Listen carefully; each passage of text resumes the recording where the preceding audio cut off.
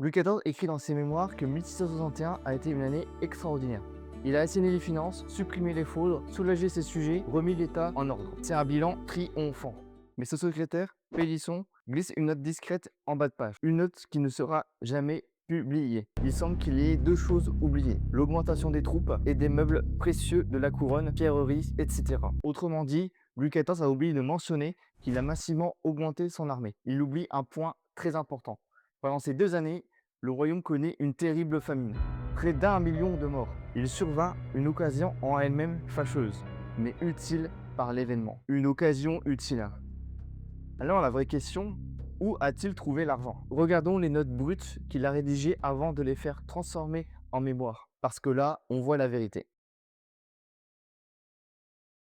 D'abord, un détail important. Avant que Pélisson ne rédige les mémoires, Louis XIV lui laisse des notes brutes, des listes de tâches, des mesures concrètes. Écoutez la différence. Les notes brutes disent suppression des prêts, réduction des remises, suppression d'officiers, établissement de la chambre de justice. Les mémoires disent je parus enfin à tous mes sujets comme un véritable père de famille qui fait la provision de sa maison. C'est le même travail, mais l'histoire change complètement selon comment on la raconte. En septembre 1661, Louis XIV crée le Conseil royal des finances, fin de la charge de surintendant. À la tête, le maréchal de Villeroy, un grand seigneur, un rôle honorifique. Les vrais décideurs, deux conseillers techniques et un jeune ministre inconnu, Jean-Baptiste Colbert. Colbert n'a aucun titre prestigieux. Il n'a pas hérité de sa charge, donc il n'est pas noble. Mais il a ce qui est le plus important, l'oreille du roi. Et quand Louis XIV écrit qu'il a réformé les finances, ce qu'il omet, c'est que Colbert rédige, Louis XIV signe et Colbert exécute. Et voilà le détail terrifiant. Colbert contrôle à la fois l'organe qui décide et l'organe qui exécute. Louis XIV appelle ça l'efficacité, c'est en réalité du pouvoir absolu. Et maintenant, regardons ce qu'il en fait. Avant 1661, voilà l'état du royaume. Recettes annuelles, 84 millions. Déficit annuel, 8 millions, soit 10% du budget. Les dettes, 35% des recettes partent pour rembourser les dettes. Aujourd'hui, en France, c'est 10 à 15% et on trouve déjà ça énorme. Et ce n'est que la partie émergée de l'iceberg. Dans ses mémoires, voilà ce que révèle le roi. Tous ces revenus étaient consommés pour l'année 1662 et même une bonne partie de ceux de l'année 1663. Pour tenter de subvenir à ses besoins, l'État a même eu recours à des avances de revenus des années futures. Louis XIV a même dû emprunter de l'argent à un grand noble pour terminer l'année 1661. C'est un effondrement total. L'État est à sec. À ce rythme, si rien ne change, ce sera une banqueroute.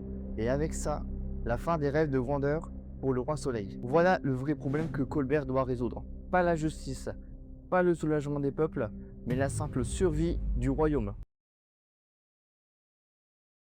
Colbert s'attaque d'abord aux fermes. Si vous voulez en savoir plus, j'ai déjà fait une vidéo sur le sujet. Rappel, l'État a besoin d'argent. Au lieu de le collecter lui-même, il le sous-traite à des entrepreneurs privés, les fermiers. Le fermier paye une somme fixe au roi. Tout ce qu'il collecte au-delà, c'est son profit. Avant 1661, ça fonctionne comme ça. Les fermiers s'arrangent entre eux pour maintenir les enchères basses. C'est légal, c'est accepté. Louis XIV reconnaît le problème dans ses mémoires. Et afin d'éviter les fraudes qui s'étaient souvent faites dans ces occasions, soit par la corruption des juges qui les adjugeaient, soit par les complots secrets que faisaient entre eux ceux qui les devaient enchérir, je me trouvais moi-même aux enchères. Solution, Louis XIV assiste en personne aux enchères. Dès que le roi arrive, plus personne n'ose tricher. Les enchères montent, 3 millions de livres supplémentaires arrivent au trésor. Deuxième mesure, les paiements des fermiers ne se font plus annuellement. Désormais, c'est mensuel. Alors là, vous vous dites, qu'est-ce que ça change? Alors c'est totalement technique, mais en fait, ça change tout. Avant 1661, le fermier versait une grosse somme une fois par an. L'État devait attendre des mois en empruntant à des taux énormes, 10 et parfois même jusqu'à 15% d'intérêt. Après 1661, l'argent rentre régulièrement. Fini les emprunts urgents. Louis XIV calcule l'économie réalisée. 15 millions par an. En 3 mois, avec 2 changements administratifs, Louis XIV vient de récupérer 18 millions de livres. Mais voici la question que Louis XIV ne se pose pas. Mais où va cet argent? Maintenant, imaginez que vous êtes un receveur de la taille en Normandie. C'est votre travail, collecter les impôts. Vous pouvez cliquer sur cette vidéo pour en savoir plus sur le fonctionnement de la taille. Avant 1661, vous gardez 25% de ce que vous collectez. Si vous levez 40 000 livres, vous en gardez 10 000 dans votre poche. Vous êtes plutôt riche. Mais c'est pas facile. Les paysans résistent. Vous devez être armé. vous devez marchander, vous payez les gardes, vous avez des procès, vous risquez votre tête. En 1661, Colbert arrive et dit « ça change ». Votre commission passe de 25% à 6,25%. 10 000 livres? Maintenant, c'est 2500 livres. Vous paniquez, c'est une catastrophe. Sauf que Louis XIV ajoute quelque chose. Il écrit dans ses mémoires « Le soin que je prenais de protéger ceux qui me servaient leur faisait trouver autant de facilité dans leurs recettes qu'il y avait auparavant rencontré de chicanes et d'endurcissements. Traduction, le roi fait le sale besogne pour vous. Gagnez moins, vivez plus longtemps. Ce n'est pas une proposition, c'est une obligation. Et il y a un détail encore plus terrifiant. Sous l'Ancien Régime, après chaque période de trouble, il y a une chambre de justice. Les financiers sont jugés. Beaucoup vont à la Bastille ou payent de fortes amendes. Louis XIV dit implicitement « Acceptez cette commission réduite et vous serez sous ma protection. Sinon, vous risquez la chambre de justice. » Et si le roi vient fouiller dans vos finances, il trouve ce qu'il veut trouver. Donc les receveurs acceptent. Et Louis XIV gagne énormément. Plus d'argent chaque mois, moins de gaspillage en frais de conflit, totale centralisation du pouvoir. Les receveurs ne sont plus des entrepreneurs, ils deviennent les bras du roi.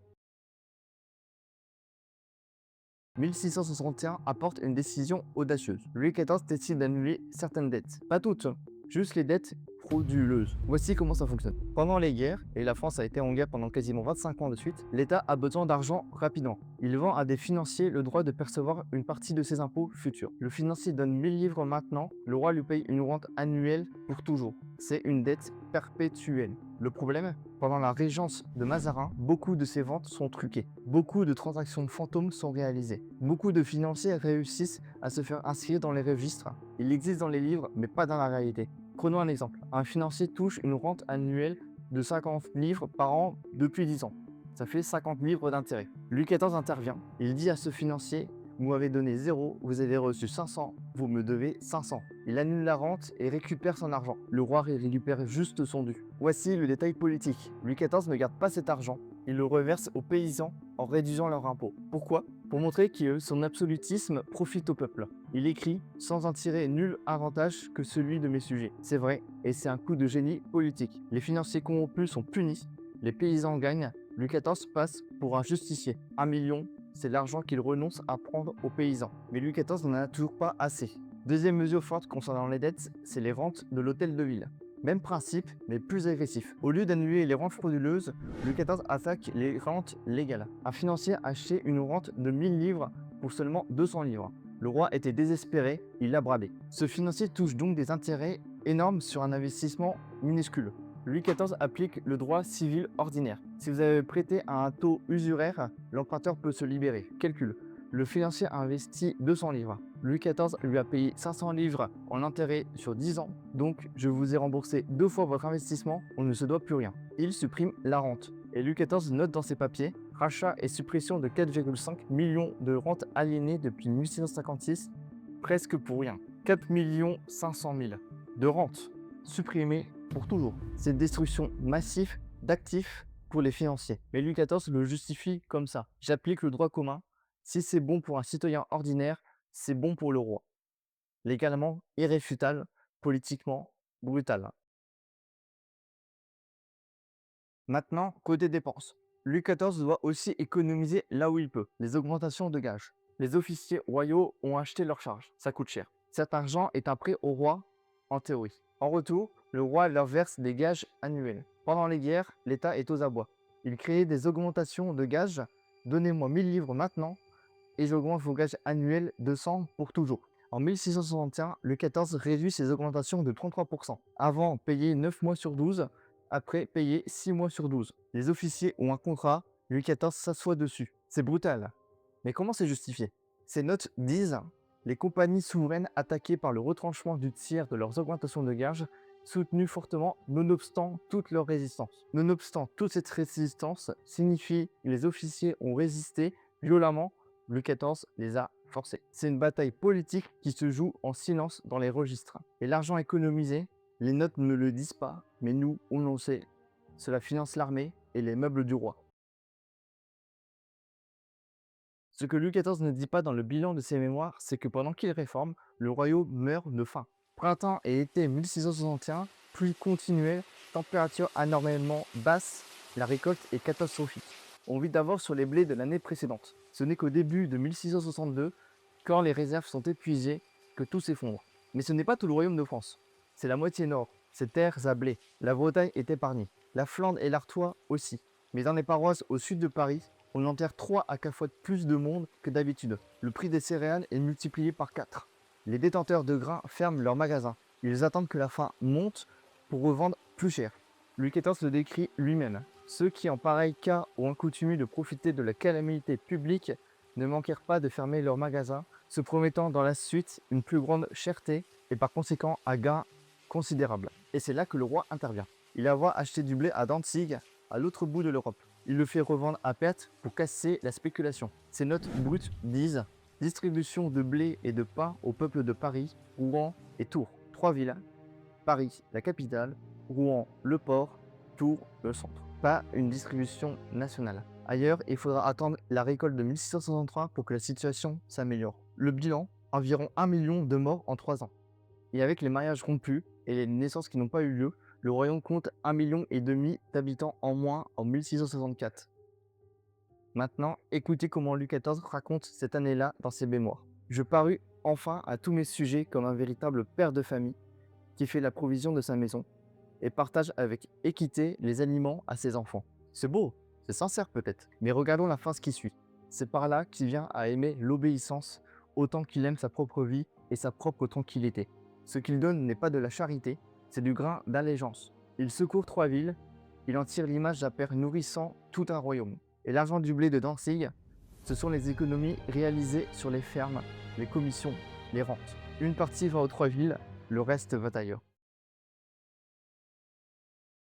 Maintenant, récapitulons ce que Louis XIV dit avoir fait. Selon ses mémoires, si vous considérez dans la suite les grands avantages que j'en ai tirés, les soulagements que j'ai accordés chaque année à mes sujets, de combien de dettes j'ai dégagé l'État, combien j'ai racheté de droits aliénés, avec quelle ponctualité j'ai payé toutes les charges légitimes, sans que pour cela j'ai jamais été réduit à la malheureuse nécessité de charger mes sujets d'aucune imposition extraordinaire. Maintenant, regardons ces notes brutes. Les fermiers rapportent 3 millions de plus. Les paiements mensuels économisent 15 millions d'intérêts. Les dettes frauduleuses sont annulées. Les commissions réduites. Les sujets souffrant de faim reçoivent du blé. Mais ce qui est caché, où va vraiment l'argent? Les notes brutes parlent de application prodigieuse au rétablissement de la marine et de la navigation, emploi de vaisseaux et de grandes sommes de deniers pour nettoyer les mers. La marine, c'est la puissance navale militaire. Et aussi, grands bâtiments, leur magnificence. Louis XIV construit massif, ça coûte une fortune. Louis XIV dit vouloir soulager ses sujets. Peut-être que c'est vrai, mais d'abord, il veut la puissance. Et pour cela, il a besoin d'argent, beaucoup d'argent. Vite, Colbert le lui fournit, en centralisant, en réduisant, en éliminant la corruption. Pas pour faire un beau geste aux paysans, mais pour construire une machine de puissance. Pélisson voyait ça. D'ailleurs, précisons que ces mémoires ont été rédigés 10 ans après les événements. Donc là où Louis XIV essaye de maquiller ce qui s'est passé, Pélisson dit ce qui s'est vraiment passé. L'armée, les trésors. Louis XIV préfère ne pas les mentionner dans ses mémoires et les coupe à l'écriture. Voilà le vrai bilan de 1661-1662. L'État rentre 25 millions de plus, mais ce n'est pas pour soulager les sujets, c'est pour construire. Si vous avez aimé cette vidéo, vous pouvez la liker et vous abonner pour connaître la suite.